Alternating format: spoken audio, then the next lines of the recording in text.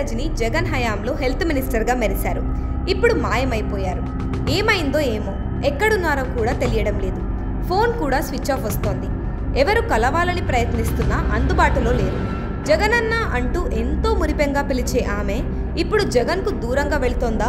ఎన్నికల ప్రచారంలో రజనమ్మ మగాడిలా హీరో లాంటిదని చెప్పిన జగన్కి హ్యాండ్ ఇస్తోందా? అసలు ఏం జరుగుతోంది? రజనీ మనసులో ఏముంది?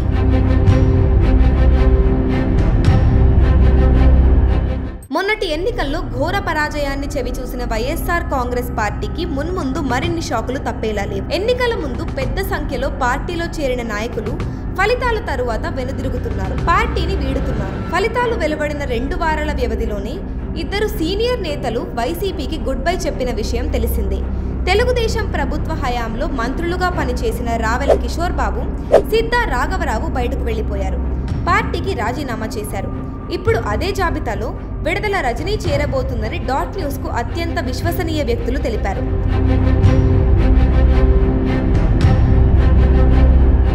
ఎన్నికల్లో పార్టీ ఓడిపోయిన నేపథ్యంలో ఆమె రాజకీయ మనుగడ కష్టమవుతోందని భావించిన ఆమె ఎక్కువ రోజులు ఇక్కడ కొనసాగకూడదనే యోచనలో ఉన్నట్లు తెలుస్తోంది. దీనిపై త్వరలోనే ఓ నిర్ణయం తీసుకోవచ్చని ఉమ్మడి గుంటూరు జిల్లా రాజకీయాల్లో జోరుగా ప్రచారం సాగుతోంది.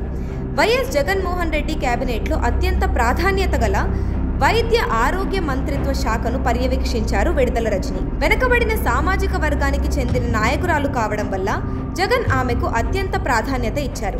పార్టీలో మంత్రివర్గంలో కొందరు సీనియర్లతో పోల్చుకుంటే విడుదల రజని చాలా జూనియర్.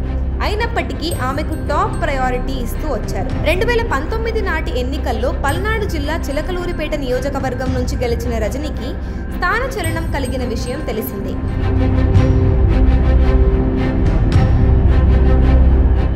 ఈ దఫా ఆమె గుంటూరు వెస్ట్ నుంచి పోటీ చేశారు. తన సమీప ప్రత్యర్థి తెలుగుదేశం పార్టీకి చెందిన గల్లా మాధవి చేతిలో 51,000కు పైగా ఓట్ల తేడాతో ఓడిపోయారు.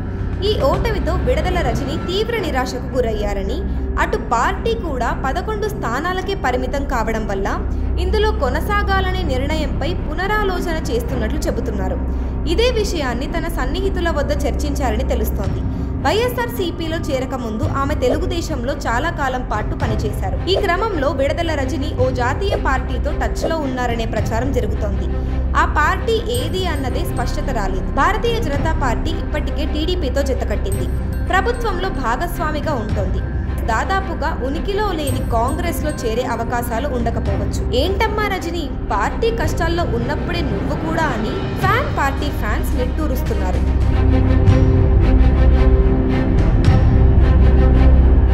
Please subscribe Dot News.